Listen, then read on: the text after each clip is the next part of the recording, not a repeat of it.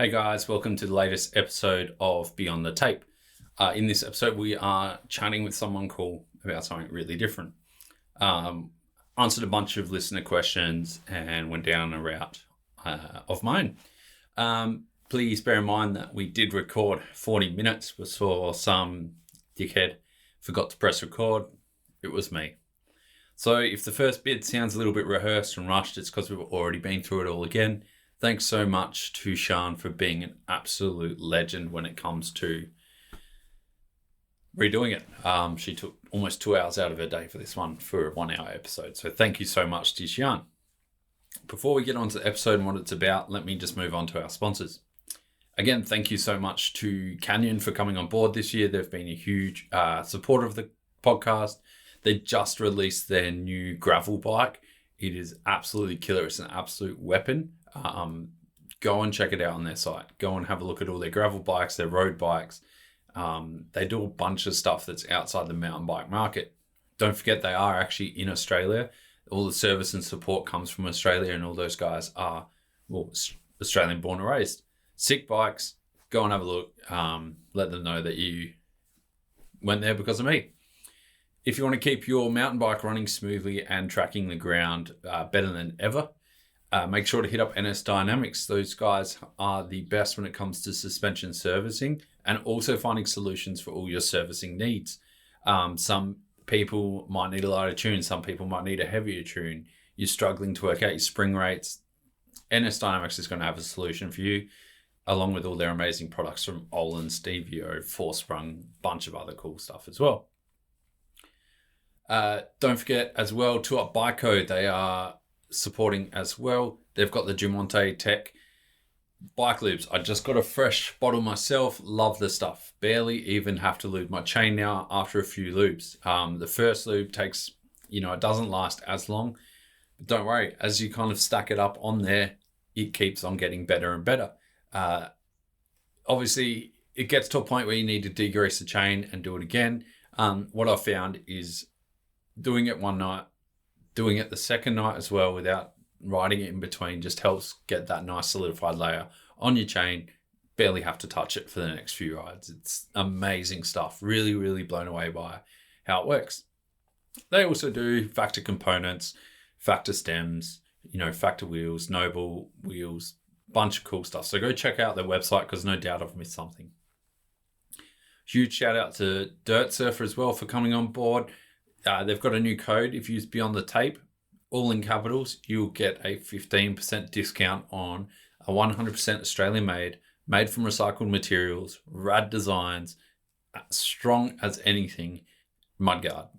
They also do custom stuff. So hit them up if you want to get something cool for your race or cool for your brands or whatever's happening at the moment. I know a local store, Wheel Ride, just got some sweet new designs and they look sick. Again, huge shout out to Fist for helping me out with some gloves. Actually tore a pair the other day. Wasn't really their fault. It was mine. Hit them up. They've helped me out. We've kind of rectified a situation. Amazing customer support. Even though it was no fault of theirs, I did crash and rip a glove. They're still kind of helping me out. So if you want to get something from those guys, use Beyond the Tape 15. They'll give you 15% off of some of the best gloves on the market.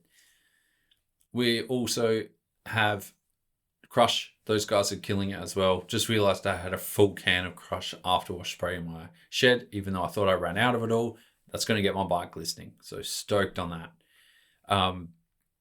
Unfortunately, Huck the World. I just want to say one big thank you to these guys before we move on to the episode. As things go, sometimes, long-lasting relationships keep going. I've been with Huck the World for 3 years now. Love their kit. Love everything they do. But just to keep things fresh and change things up a little bit, we've separated and I'll be moving on to a different clothing sponsor coming up very soon. So have a listen. Couple of new sponsors coming on board. Keep this podcast going. If you want to keep them happy, then listen and go and buy their products. Anyway, enough of me dribbling on. In this episode, as promised, we've got Sian A'Hern talking about coaching. We go through all your questions, few of my questions, and we learn a lot. Enjoy this episode. As usual, grab beer, grab water, grab a wine, grab whatever makes you happy, and enjoy this listen.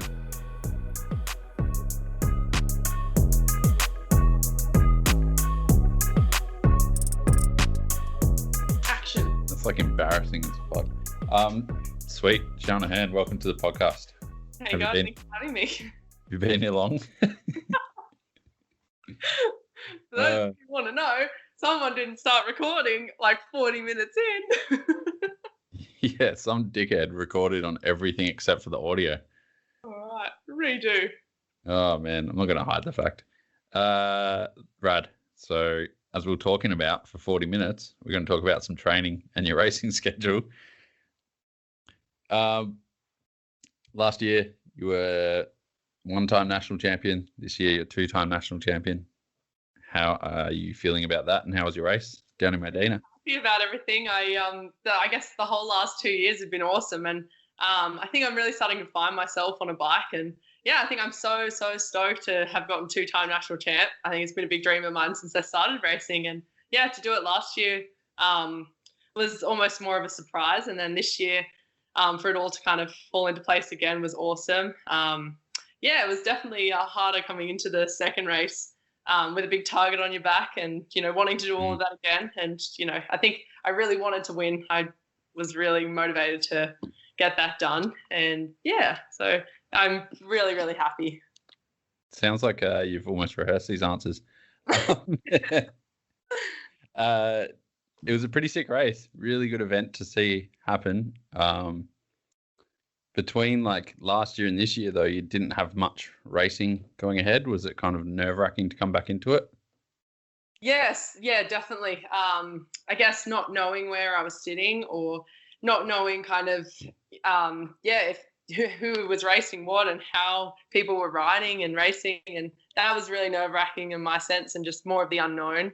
So this year I think it was more of a challenge, I guess, coming into the race. But I think I held my head pretty strong, and after qualifying, I had a crash in qualifying in the mud, and I still came down with a win, which was awesome. And I think one of the juniors, at least, she was 2 or 3 seconds behind me, and so I think she definitely kept me on my toes. And I think I just pushed so hard and came in with a super just relaxed kind of head coming into race day. And when I got up to the top for finals, I just felt like everything it was right where it needed to be. Everything fell into place. I felt confident. I felt like I knew exactly where I wanted to go and how my run was going to go. And I just relaxed, took a big deep breath, and off I went and came down with the win. So from the outside looking in, you didn't look that relaxed, especially when you're asking me how you were looking on the track. Yeah. I was very nervous, but I think, I just started to relax come the end of the weekend, and I'd done everything I needed to do, and I felt like the pace was there. I just had to make sure my head was there, and then, Yeah, I stopped comparing you to, this is in no offense to any of the other women because I was shredding, but I stopped comparing you to them. I think day one, I was like, there's no point.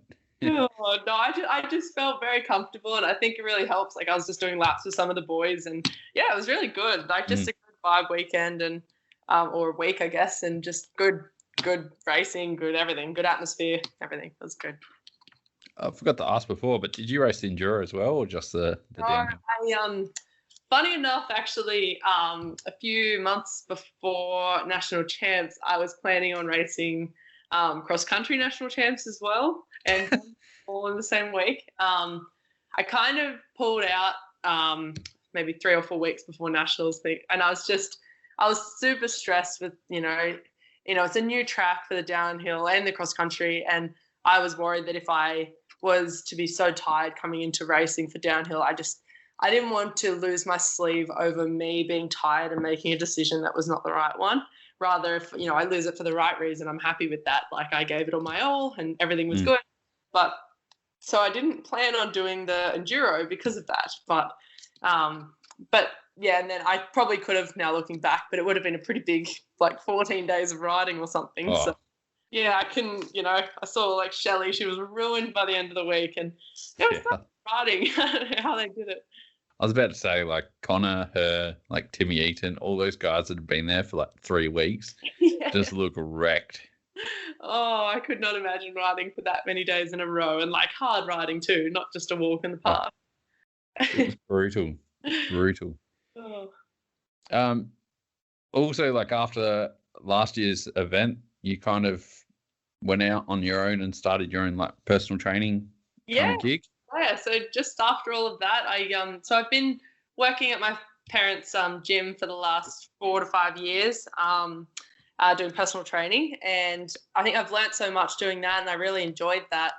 I then had a few girls, younger girls, asking me for some advice with their training and like their mountain biking kind of coaching kind of stuff. And anyway, and I started writing them gym plans and bike plans to do, and shortly enough after that, my mom kind of said to me, "You can start a business out of this," and I decided that it'd be a great idea for me to do. And yeah, within a few weeks, I'd had an ABN, a website, everything was off and running, and so I started online mountain bike strength and conditioning training on and off the bike, and I've been doing that for about a year now. And then only 2 weeks ago, or maybe 2 and a bit weeks ago, I started mountain bike coaching, so one-on-one or one-on group training kind of stuff. Yeah, cool. Yeah, so that's really cool, and I've kind of taken a whole bit in my life that I never thought I'd do until 10 years down the track, and I've started it now. But I think after slowing down and not going overseas every year and just kind of taking a step back and just kind of seeing what I wanted to do, I think I realized I would actually really like to help other people and get satisfaction out of them doing amazing things and not just me. And yeah, so I think that's been really cool. And I'm not stopping racing or anything. I know a few people have asked that. I'm like, no, not yet. I love racing too much. But yeah, I think it's just cool to help others around me doing that as kind of part of my job and just kind of build my own enterprise, I guess. Yeah, it does seem like every elite athlete's like retirement plan is coaching. Yeah. Well, I think there's not many women coaching out there, like for women. And I think I do, like, gratefully enough, I do men, women, and, you know, all different ages and stuff. But I don't just work with one age group or one gender. I kind of work with everyone, which is good. But I think, there's not much out there for if a woman wants to learn how to ride well or just learn how to ride. There's not a lot available out there, I feel. So it's good that there is a little bit around now through me. So it's good.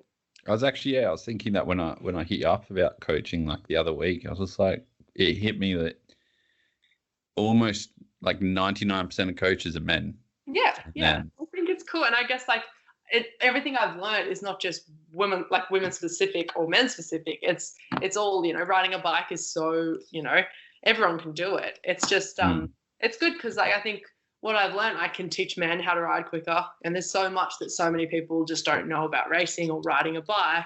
That doesn't mean that I can't coach someone who's, middle-aged male or a teenage male or a woman who's, of the above. Like, I think it's cool being able to teach everyone different things.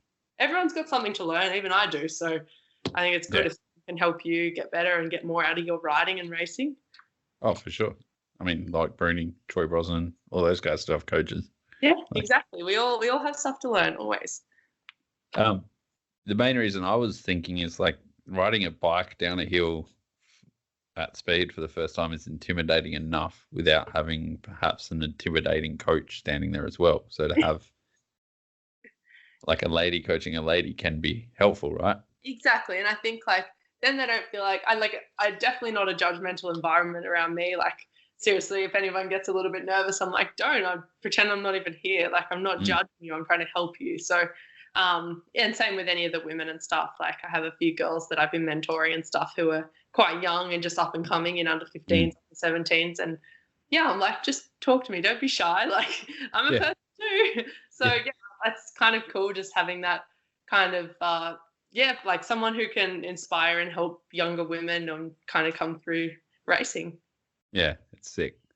So many young ladies getting into racing as well. I love it. Like even at nationals, the younger girls, I think second and third place for all under 19 junior women. So they're definitely coming through nice and fast, which is good. So keeping me on my toes. But yeah, it's so cool. I remember when I was a junior, there was only one or two other girls most of the time, and then in elite women there wasn't that many, and we weren't that close. I think I was. When I was a junior, I think I just started to go well in elite like my last year in the juniors, but not near as well as these girls are going. So it's really cool to see. I think 10% of the nationals field was women, roughly, which is huge. Yeah. Yeah, I think there was there was like 30 odd girls at the top, maybe more, and there was like in every category there was like a pretty Yeah. chockable, like it was crazy. And I know we were at the top, and I was just like, there are girls everywhere. I've never had this racing. Like Yeah. World So Cup, sick. you'd be like lucky enough to get 30 to 40 in elite women, but like that's still a lot. And I just could not believe that was a national round and we had that many girls just hanging Yeah, there. it's sick. Even our local races, I know we're going on a tangent here, but I think we had 300 rock up to our last race and at least 20 women. And it used to be like 4. So cool. Yeah, that's so awesome. Sick. It's a bit of a tangent, but yeah, it's really cool to see. I'm excited to see what's happening in the women's field for next year. Totally. How do you go about managing training for such a wide variety of people, though? Like 13-year-old girls to 60-year-old men, and there's difference, right? Yeah, definitely. All my training plans are tailored to you and your schedule and things like that. So I think I just work with everyone individually, and I either talk with them via email or phone call, and we just kind of keep in communication. But I kind of work with, kids who are in school or anything. I still work around their school schedule, and I work with like people working. I work around their work schedule. I work all around everyone, no matter what their kind of circumstance or situation is, which is, I think, really special, because it's very hard if you were just given a plan in front of you and going, okay, well, get that done in your week. And it's challenging to get that done. Yeah, exactly. And it's kind of hard for like 13-year-old kids and stuff they're going to be motivated. They've got more energy than anyone. But directing the energy into the correct places has got to be hard, right? Exactly. Yeah, I think some of those, I think gym training is probably a little bit hard for a young kid, especially as their body's still developing. But yeah, I think like with kids, if they just have a nice structure to follow from Monday to Friday and just do, on the bike stuff and just have some sort of like fun and discipline all in kind of one, you'd be surprised how much they develop, and their head is in the right place that way. And they're just like, they have something to focus on rather than kind of mindlessly just going for a ride. And, and I think that's really important for a kid, just have a lot of fun, but, have some source of structure in their week from Monday to Friday with school and working around homework and everything like that. Is it important for them to be in the gym at 12, 13 years old, or is it? Yeah. So I think not so much at that age. I think you should be focusing more on the bike stuff and just moving your body as opposed to strength and trying to build muscle in the body. Your bones and everything's still developing at such a young age. And it's just super important to just build a base of fitness and things like that at a young age, and just enjoy riding a bike, not taking it too seriously yet, because if you choose to do racing mountain bikes or anything for a long time, or that's with any sport, you don't want to go into it feeling burnt out by the time you're actually in a competitive field, or you're starting to then, get picked up by teams or whatever it be. You don't want to be burned out and go, I don't even want to do this anymore. I've been doing it, this so hard for so long. And yeah, they're in elite and they've already been burnt out for the last 7 years. Exactly. Yeah, exactly. Yeah. With that though, like obviously you've got to manage people being burnt out, which in my experience has been like the case. A lot more people train too hard than not enough. Is it kind of hard to balance that work and gym practice? Definitely. Yeah, I think it is quite hard. I've had a lot of experience with that myself. I've had, anything from like chronic fatigue. I've had kidney issues and problems because of overtraining or not eating enough and not looking after yourself and not recovering enough. And for me, it's been one big whole learning curve. And I try and kind of, with everything, I try and help my clients and my clients that I'm coaching and stuff, to try and teach them, to recover and look after themselves, and learn from my mistakes rather than go through them themselves. Like, they're very hard to come back from, and you'll find it with most athletes. They've all had health issues that, or just struggle with recovery, and they struggle with resting. And I'm guilty of that, because I always am that person that's go, go, go. And I'm always like, no, if I'm not training, I'm not going to win. I'm not but it's super important for just a quality session over a quantity of them. And I think I've definitely learnt a lot, and I have now learned to listen to my body and know when it wants to rest and when it wants to train. And I think I work around that a lot now. But yeah, so like, and making sure you eat enough and drinking enough water and things like that. It's so basic, but we all forget to do the right thing when we are trying to train, and you have one thing in your mind, like, I want to win. And that's great, but you still need to look after yourself for sure. Yeah. Yeah, exactly. It's definitely really easy just to get burnt out, like real quick. And then it just, how do you go, like, I guess most training and most personal trainers are face-to-face, and you can kind of physically see when people are burning out and getting tired. Is it harder doing things over the internet, especially with like instructing on how to exercise as well, or how to do movements? Yeah. I mean, I haven't had too much of a challenge with it yet. I make myself very accessible, and people can call me, email me kind of whenever, and I reply when I have the time. But when people have questions about what to do in the gym and stuff, and when I've given them the exercises to do and they're not sure how to do them and stuff, I try and either send a video of myself doing it, or if they send me a video of them doing it, and I can kind of correct their form that way if they feel like they need that. Otherwise, a lot of people haven't had too much of an issue with that kind of stuff because, I've been firm with making sure they have a rest day in their week, or, recovery around everything. But also I've made sure that, they kind of all train really well as it is, because they do ride a bike. So they have moved their body. Like, haven't just sat and done nothing for years and years, and then they're trying to, I'm going to exercise now. So that's really good that they can actually just move their body well, and they know where their body is present. And so I think that's a lot easier when picking up gym training, when what you're supposed to be feeling and what muscles and things like that. So I do explain the exercises as best I can, but they can always, talk to me if they need extra guidance.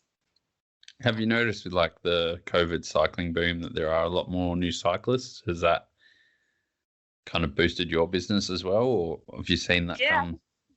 The more on-bike coaching, I've had a lot more kind of work in that sense, because so many people have said, I've just started mountain biking because of COVID, and I need to learn how to ride a bike better so I don't hurt myself, and all the rest and all the above. But I think COVID's brought people to bike ride, but a lot of them don't have that base to go, that's how you ride a bike, or the experience. So I think it's important to get mountain bike coaching when you get the opportunity to, because then you can actually ride a bike properly, and you just learn those basic skills, so you're not doing the wrong thing on the bike from the day one. Those habits build up over years, and then it's hard to kind of fix them at that point. Yeah, it's way harder to get rid of bad habits, that's for sure. Big time, yeah. On that as well, like obviously there's people riding at different levels. So you've got your entry level guys, and then you got your pros and your expert levels. And then you have different disciplines as well. And I guess like one of the best people to base this question on would be Jared Graves, because he's done everything. He's been around since they invented the bike. I remember back in 2016 or 17, I think I saw him at XC Nationals when he was doing like a lot of XC racing to boost up his enduro, but it ended up being his worst season. Like, how do you go about managing those base Ks and the sprinting and the strength training as well? Yeah, I in my weeks, I obviously work around what people's schedules are, but I kind of try and fit in a mixture of everything. So kind of having a balance between, the Ks you're doing, the intensity you're doing and things like that, rather than just like all Ks or all sprints, anything like that. It's kind of all personal preference as to what your goals are and what races you're kind of looking at. So if you're an XC racer, your training is going to be a little bit different to someone who's a downhill racer. It's just two different extremes, and different training is kind of required for both of them. So it's just important that I obviously know that. But I think for most people, just having a really good balance between everything is great. So, if you do a whole bunch of base Ks, you're not going to be able to sprint well. You're not going to be able to, your body's just going to become sluggish, just that one kind of tone all the time, which even for enduro, you need to be super fit, but you want that sharp kind of fast twitch kind of stuff happening. So then when you're racing, you've got that kind of edge. Yeah, it's crazy how much like a a good sprint session or something can make your sprints out of corners or like your starts or those uphill pinches. Yeah, just having like aggression riding. Yeah, and like another thing I'll kind of do is depending on the person and what they're kind of after, but I always like periodize their training depending on, you know, if they have events coming up or not. Like I work on a month-to-month basis, so I guess we get in contact every single month and we kind of communicate as to what's happening, what races are happening. Like I like to get a list of everyone's races through like their year, because then I know what I'm training, what I'm coaching them for, and what I'm putting into their programs. And you know, if they have a few months of nothing, well, that's a perfect chance to just get a full base phase in, get those like under Ks done, just get everything, like all the strength done and everything that needs to be done. Then during season, it's more just maintaining, keeping that going, and yeah. But for everyone, it's a little bit different depending on what races they're really aiming for as their peak races, rather than just, you know, weekend races that they don't really care how they go, but they obviously want to win or, you know, do well in. But they don't have to necessarily taper into the event or anything like that. So like for me, for nationals, I'd most definitely tapered into because I wanted to win. I didn't want to just go into it burnt out or tired. I wanted to go in there feeling fresh, like I wanted to race, and my body needed to be recovered. And yeah, so it's all just depending on the races people are doing and what they want to do and yeah, what their goals are. But for like a lot of people, they don't train enough to need that periodization sometimes, but obviously have those rest periods and stuff for those that do. Yeah. What is a rest period though? Yeah, sometimes it's just different for everyone. Like some people actually need more than a day off, and some people just need the day off. I find sometimes I almost need 1 or 2 days off or more, even sometimes, just depending on how my body's feeling. Like anyone can write you a program, right? But you need to, at the end of the day, listen to your body. So are you tired? And say you have 2 sessions on one day and you're like, I'm so tired, I don't even know if I can do them. Well, maybe you should just kind of like either communicate with me, your coach, or, you know, anyone else, and just go like, should I be training today? And then, you know, maybe you can just put one of the sessions into another day and skip that one and have another rest day. Or you have to be smart, even though you've got a plan in front of you. Your body's not going to be the same week in, week out. You might have had certain things on the weekend, or, you know, even just emotional stress and stuff has an impact on how you physically feel and how your brain's reacting to those. So, you know, I know when my dad had his stroke last year in September, that was super hard on me emotionally. I couldn't train for like almost a few months. I just struggled. Honestly, I couldn't feel the motivation to do it, and I just felt so like, and I felt so tired and just burnt out, yet I hadn't done any training prior to it. So I just needed that emotional break where I couldn't even train because I couldn't focus on it and I couldn't bring myself to do it. And I think that's what some people don't realize. Just because you didn't do anything, you might have had a hard day at work or something. If your head's not in it, it's too hard. Yeah, exactly. Like there's no point burning yourself out through all that stuff as well, right? Yeah, exactly.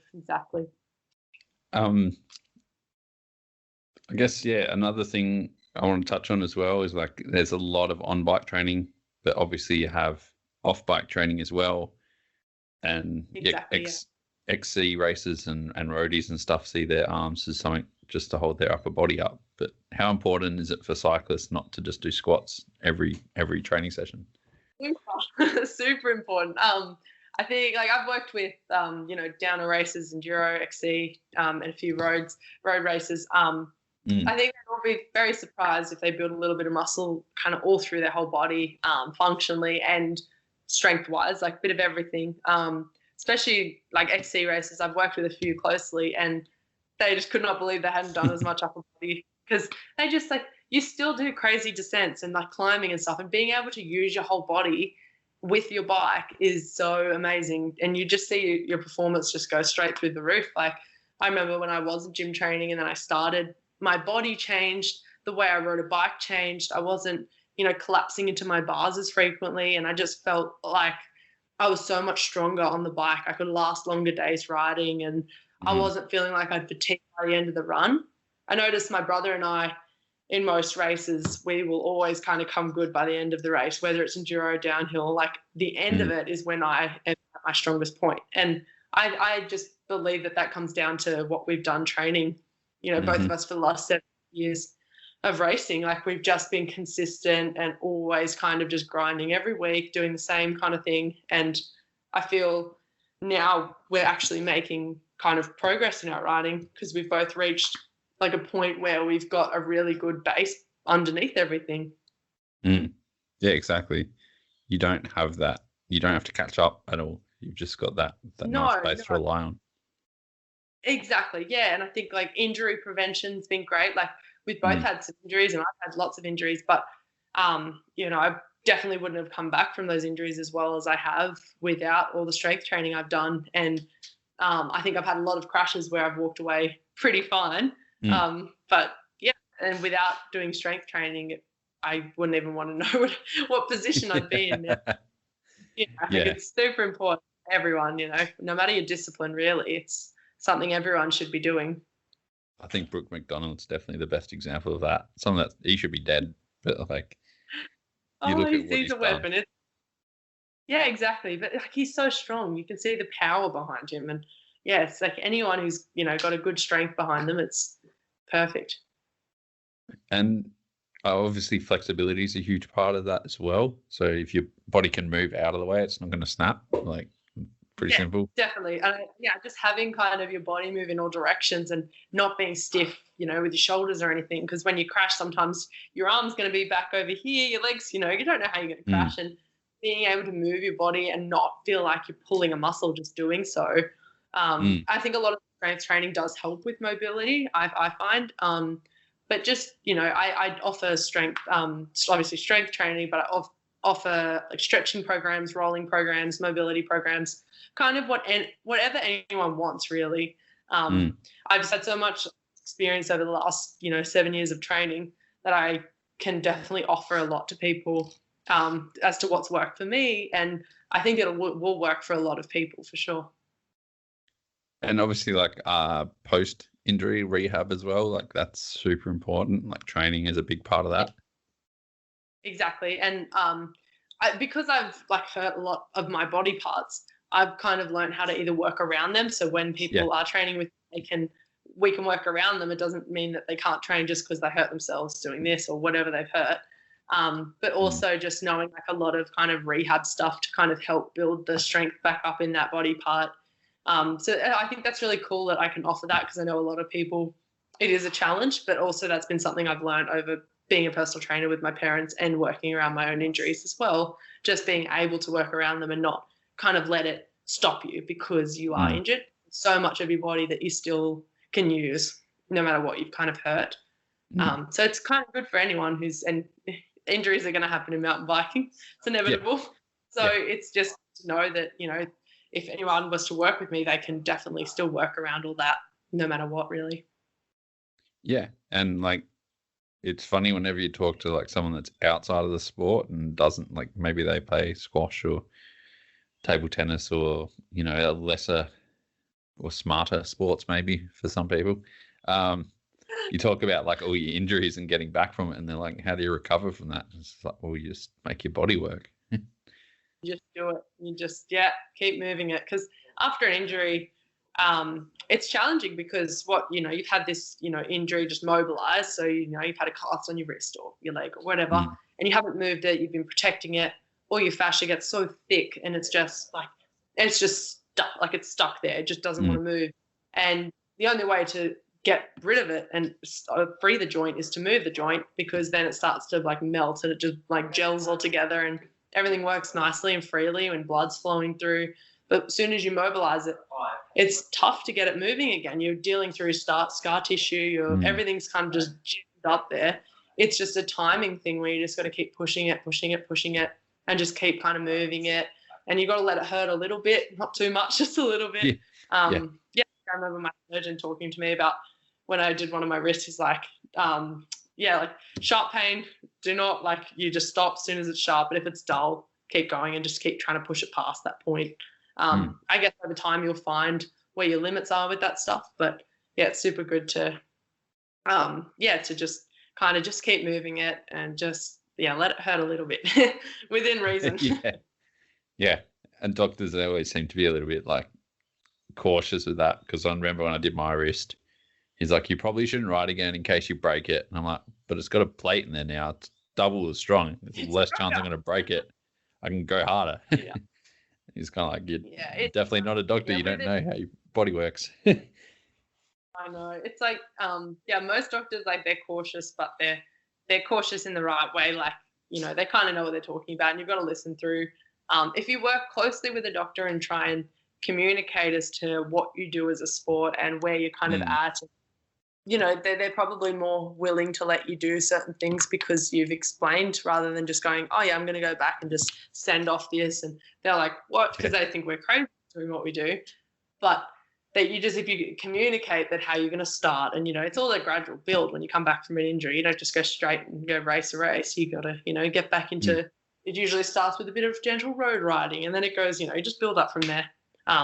You've got to listen to your doctor, but yeah, it's good to just kind of, you know your body better than anyone else. So I think it's good if you go within reason and comfort, and yeah. Have you had to do much programming or help with anyone coming out of an injury yet? Yeah, I've had a few girls who have had injuries. I've been helping their kind of strength training, getting their, I think both of them did their upper bodies. So yeah, just getting their upper bodies back up and running and strong again. And it was funny, both of them noticed that when they didn't have their, when they lost all their strength after having a broken arm or whatever it was, they noticed how hard it was to ride and how much they were falling into their bars. So they'd gotten used to being strong, and now they'd gone back to kind of how they were, and they were just really struggling. So kind of just helping them, push them in the right direction and give them back to their strength training. A few people with some bad knees and things like that I've been working around. I've kind of had it all, really. I guess like one other injury that's kind of hard to work around as well is concussion.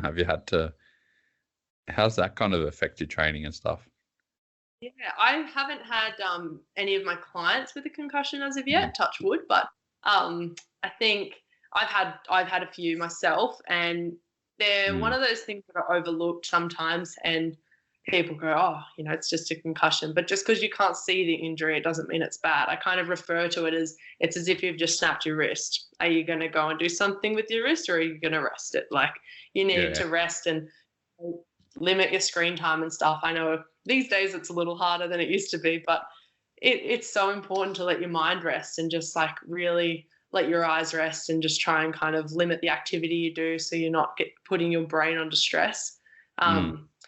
The brain is such a powerful thing, and it's, when you do hurt it, it does come back, but it's just timing and making sure you're not kind of coming back from things too early and just being stubborn and being like, I feel fine. Like I had a concussion a few years ago at Sian World Cup when I was a junior, and I had fallen on my head twice in one run, because the first time I already saw stars. The second time I was obviously not riding like myself, and I rolled off a drop kind of thing. Like my head was just not with it. And I remember, I was knocked out for quite a while, and then, came back to it, and I was just a mess. And I had like 2 or 3 weeks off of everything and just really looking after my brain.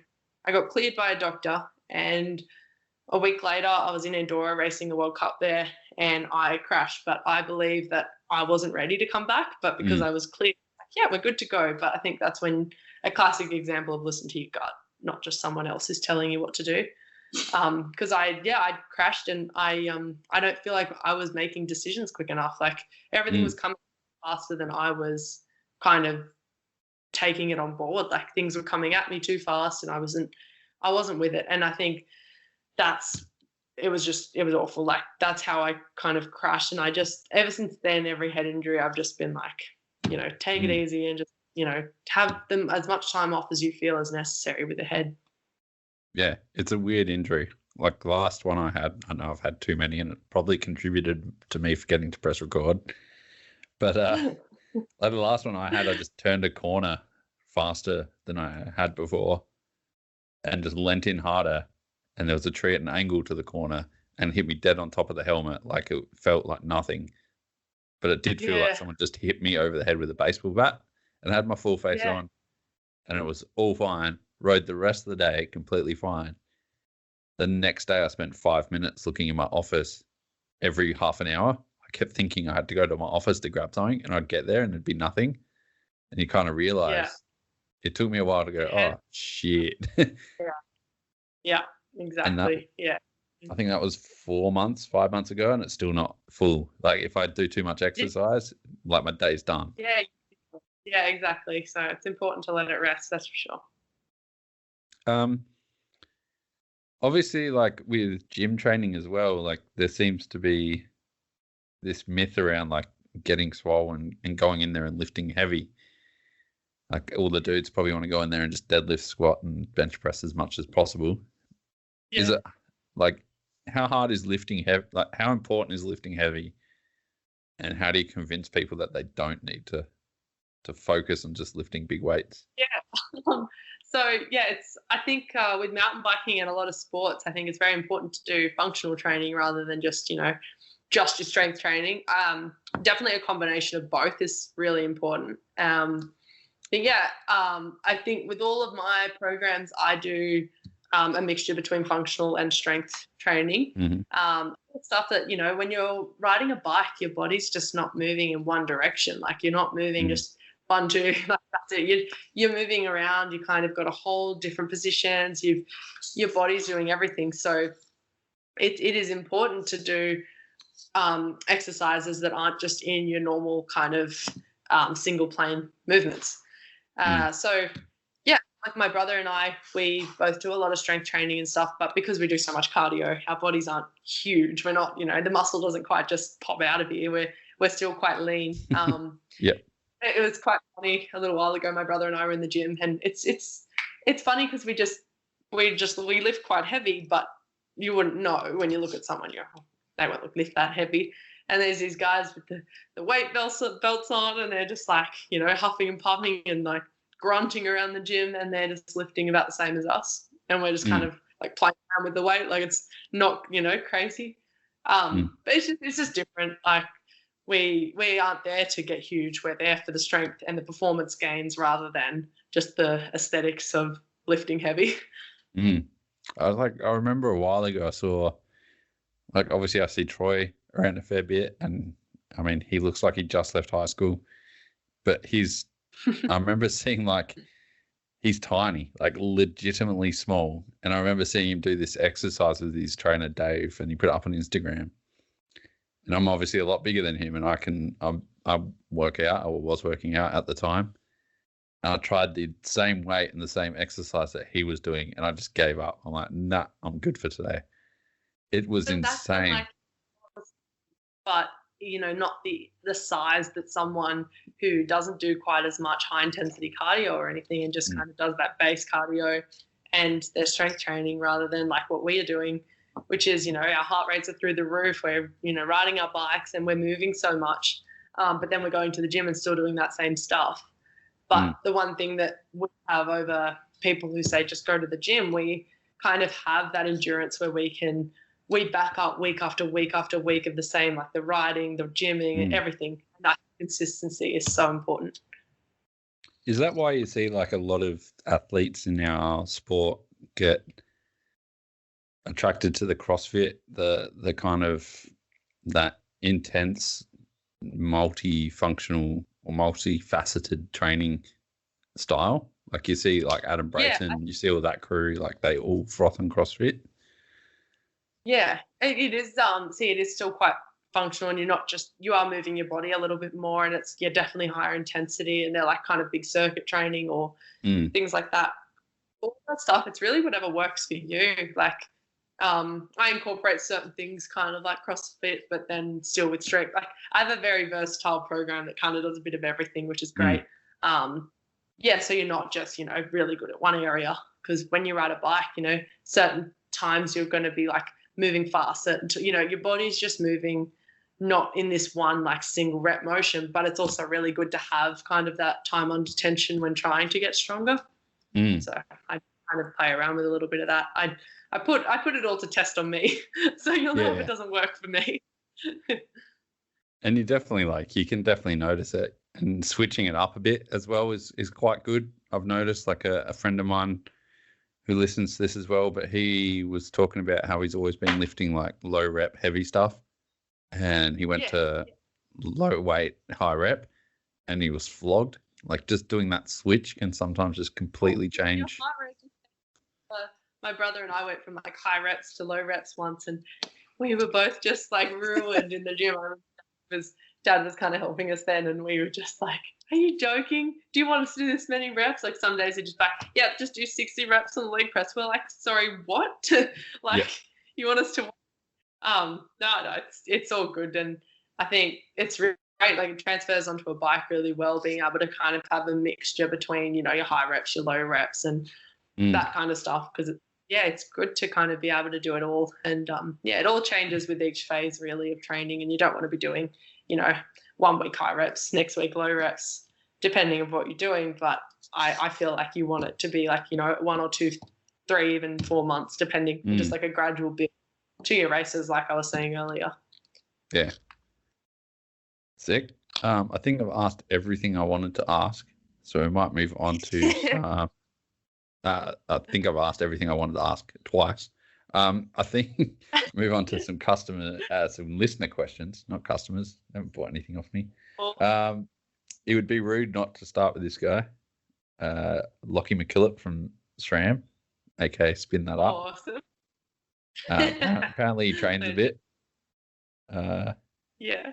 I guess he trains a lot to have that mustache as well. Do you use periodization in your training, and if what are the stages and lengths of like the periodization? Yes.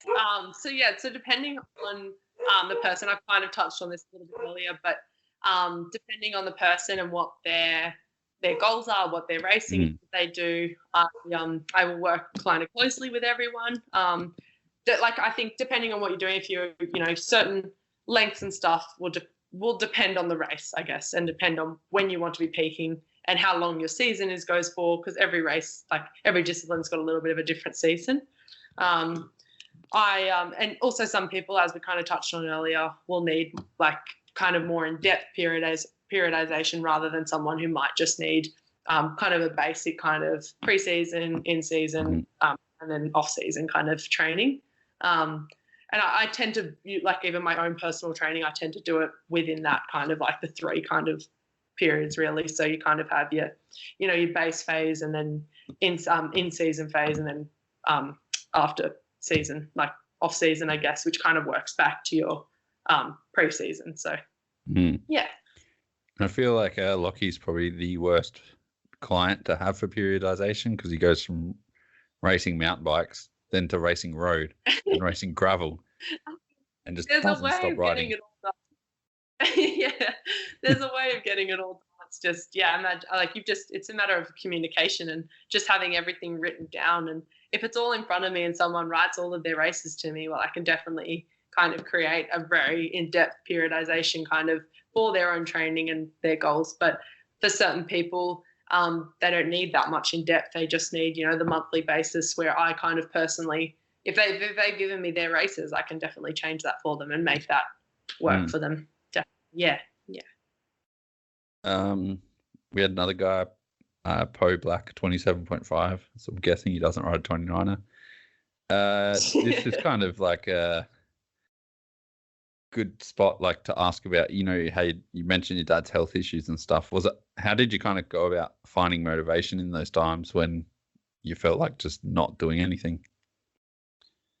Yeah, I think and winter's a classic example of this, where the motivation isn't as high when it's so cold outside and you would be happily just sitting on the couch with your dog, just sitting there and watching some TV. But at the end of the day, if you have a goal in mind, it's always good to remind yourself that and go, so for me, just before nationals, it was, if I didn't want to train, it was, well, do you want to win nationals or do you want to not win? And for me, I obviously want to win. So it kind of brings me out of gear and just goes, let's go.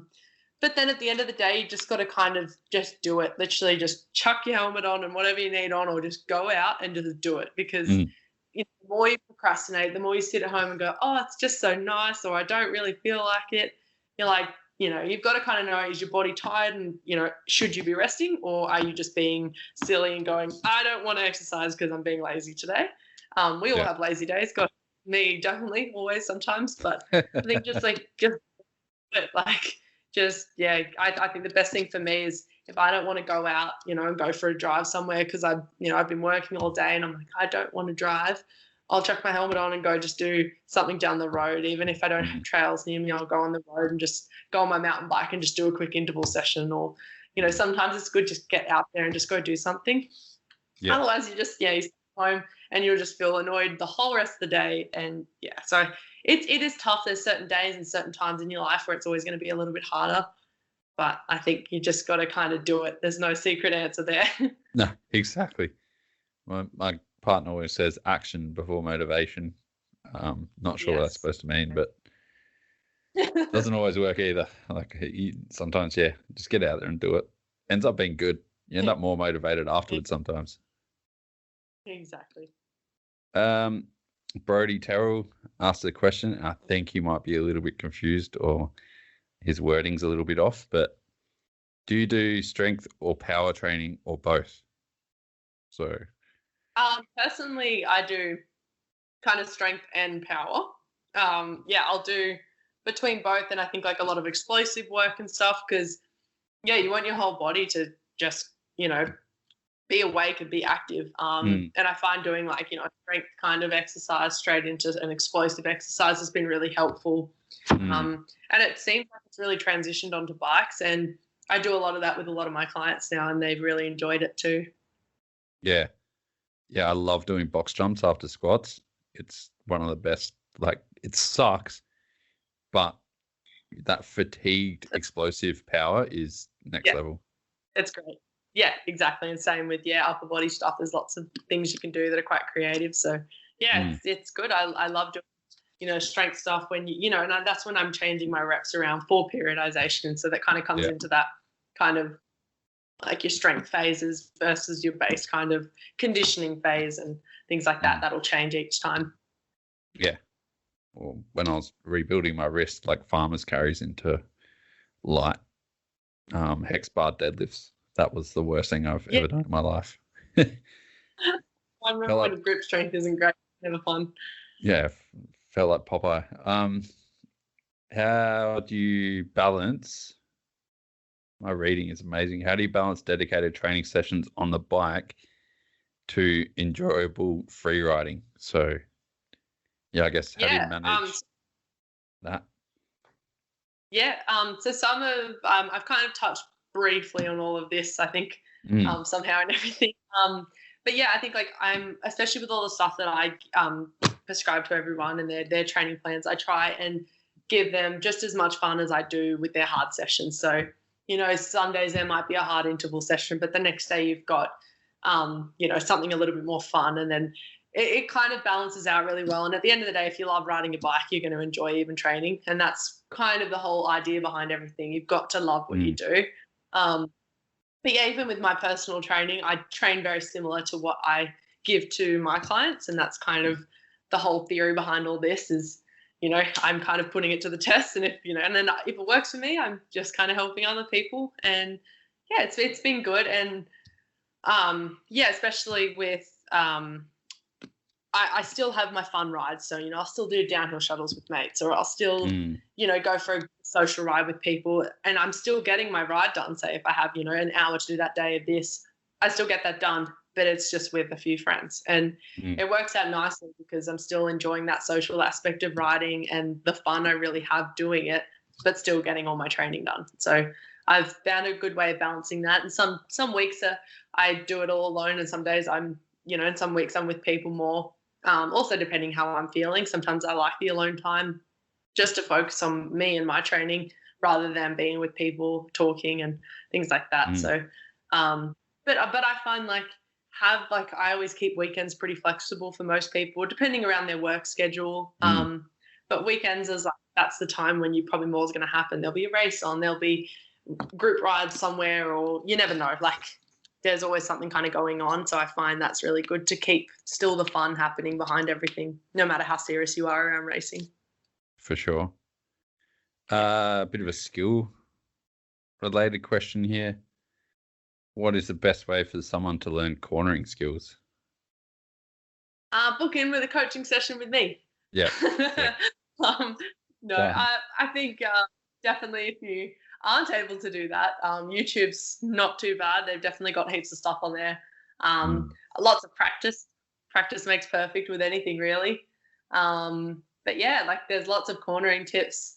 But yeah, I think having someone, and this is why having a mountain bike coach, even just for, the odd session now and then, is just really good to touch up on your skills and making sure your body's doing the right thing, because you can have all the right ideas and look it up on YouTube, but how do you know if you're then putting that into play and seeing what your body's either doing right and wrong? And someone watching you do that is the best way of learning, because they can see, oh, you're breaking in the wrong point, or oh, you need to, do this, do that. So that's why having a coach is actually a really good kind of idea if you want to improve on a certain aspect of your riding. Yeah, and I'll jump in and say something that might be a bit different, but I remember 2 or 3 years ago, I was sitting down at a cross-country race, taking some photos or filming or something, and every single one of the elite cross-country riders was some of the best corners I've ever seen in my life. And I couldn't understand why until I couldn't understand until I realized they just keep doing the same thing over and over again, and they're so dialed just from repetition. Yeah, practice makes perfect with anything, and yeah, the more you do it, like sometimes you can have all the right things in your mind of what you got to do and et cetera, but if you're not going to practice it, you're not going to get better. Like the more hours I spend on a bike and the more times I do certain things, I've gotten better. And I think now, this is my 7th year racing mountain bikes.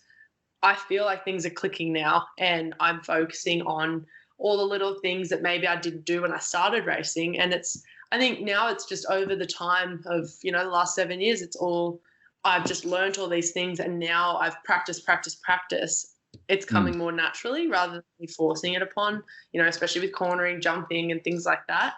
And also mountain bike coaching has helped me because I've broken it up. Yeah. So, because I never had a mountain bike coach when I started. It was all just my brother and I kind of figured it all out ourselves. So for me, now that I'm coaching and all the things I've now learned myself, I'm teaching off to other people, and I'm now breaking it up myself, going, oh gosh, do I do that when I ride? Like I know what I do. And then now I'm starting to think when I'm riding, I'm like, oh, okay, this is what my body's doing. And I'm trying to think what my body's doing, when it's doing it and how it's doing it, and breaking up my own riding to then teach to other people. So that's been super different for me, and I've enjoyed every little bit of it. Yeah, just taking a step back and teaching other people can just really break down things for yourselves, for sure. Yeah, exactly. Another one here from a good friend of mine, Shane De Jong. I'm going to amend this a little bit. He said, what are little things you suggest to do if you don't have much time between work, riding, and I'm going to say drinking way too much beer as well, because he tends to like to get out there and party? Yeah, so like between all that, like that's something I do personally really well for my own stuff, but also that's how I've kind of, when people send me their schedules, I work really well around with what they have, so they have the time to train. I guess you've got to put pressure on yourself when you only have, say, only 20 minutes. Well, you've got to use that 20 minutes well. And sometimes if it's, you've got to be organized and bring your bike so you can quickly do a quick sprint session between your break at work, or whatever your situation is, you just have to be proactive. And whether you get, my help online and do that, that's, completely up to you. But otherwise, yeah, you've just got to be committed and just use the little time you might have well, rather than just going, oh, should I? Oh, now my break's over and now I did not do anything today.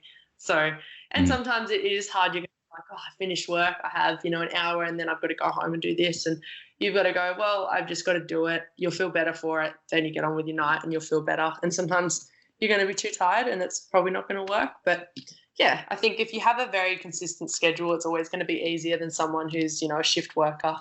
But even with shift workers, I'm working with a few of those and a few people who do shift work, and they're, completely fine doing what I'm doing. So, or what I'm giving them. So they're actually doing really well. And, we're just more of a kind of flexible kind of schedule to work through, and they do that, through the week. And, it's more just not Monday to Friday. It's get these sessions done in your week when you have the time.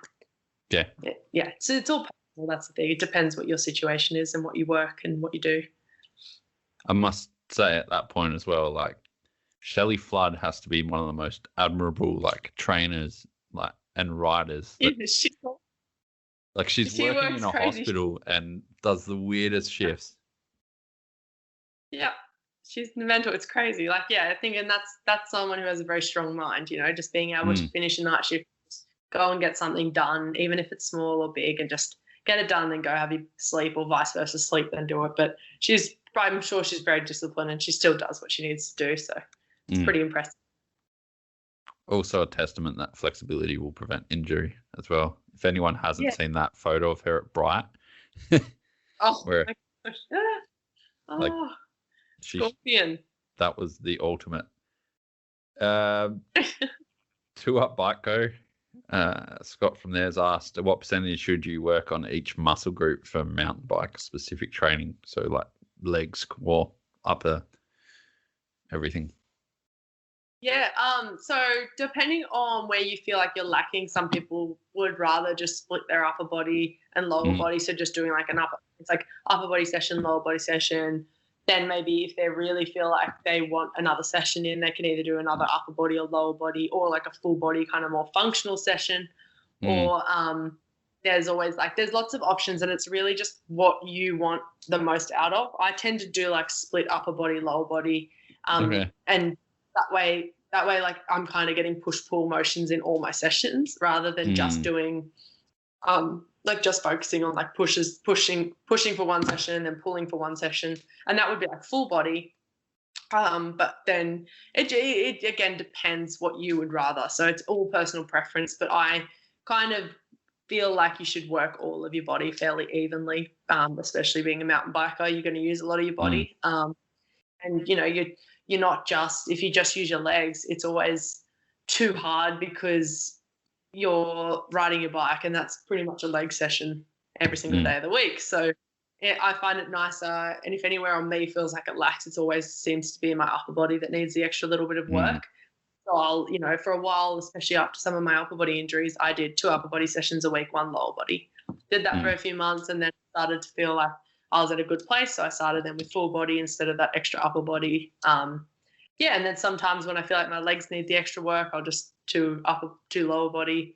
You've just got to play around with where you feel like you're lacking the most and where you feel like you need more strength, and I guess more stamina, rather than just kind of being aimlessly working in the gym and then starting with doing squats, and then I'm going to go do this now, and then you're just a bit lost in the gym, and you're just kind of working around, just playing around with equipment, rather than actually getting a good session done with good reps, good sets, and then getting out of there feeling satisfied, rather than I didn't really do anything.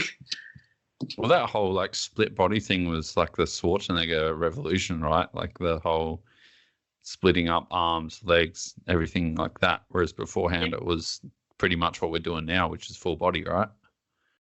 Yeah, exactly. And I think I like to do a bit of everything. So, and I find that has the biggest benefit on my riding when I'm doing a bit of everything.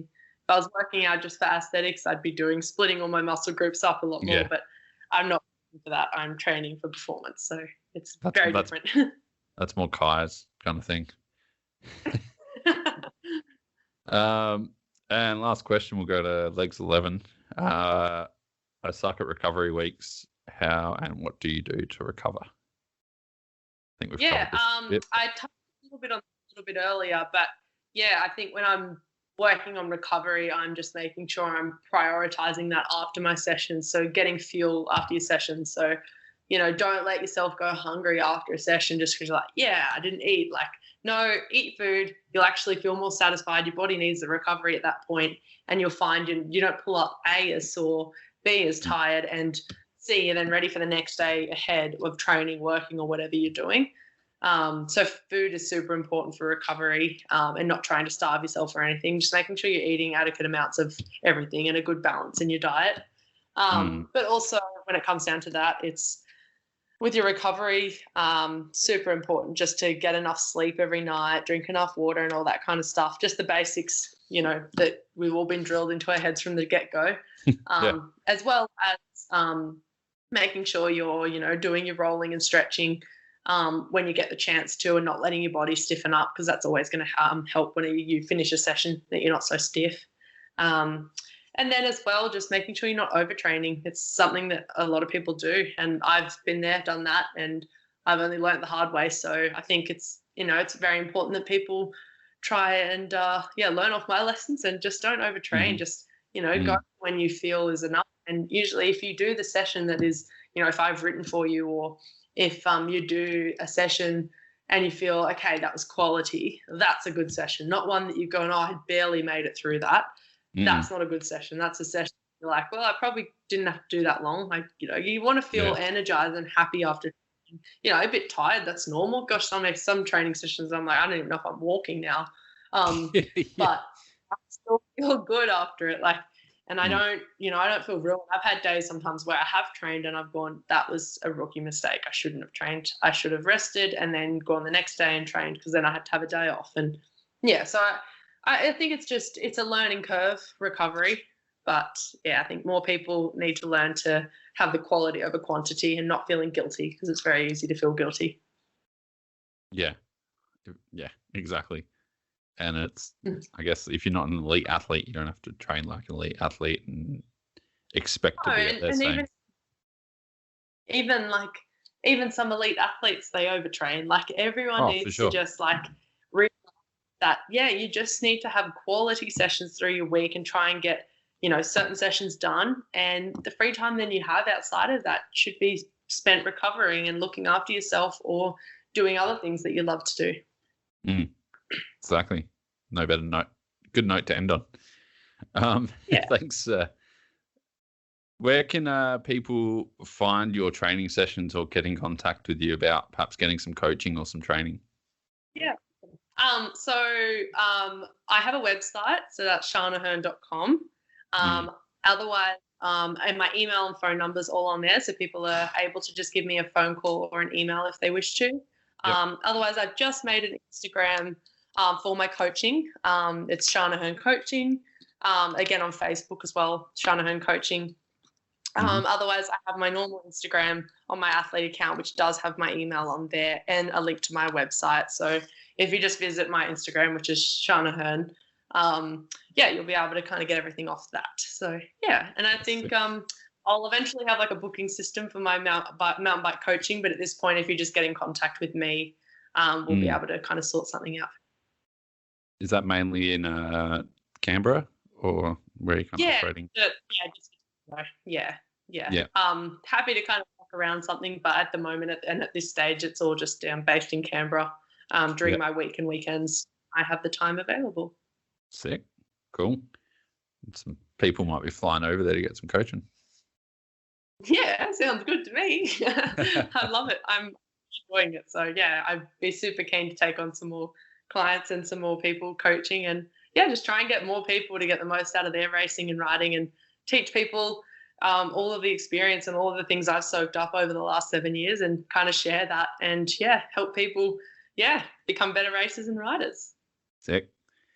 Easy. Well, thanks so much for taking 2 hours to record a 1 hour episode. And thank you for having me here. It was a pleasure. Good to talk about a bit of training and a bit of something different. So definitely. I hope everyone got something out of that for sure. I definitely did. I might actually go to the gym now. Perfect. Thanks so much for coming on, and enjoy the rest of your day. Thank you very much. You too. See you later. Bye.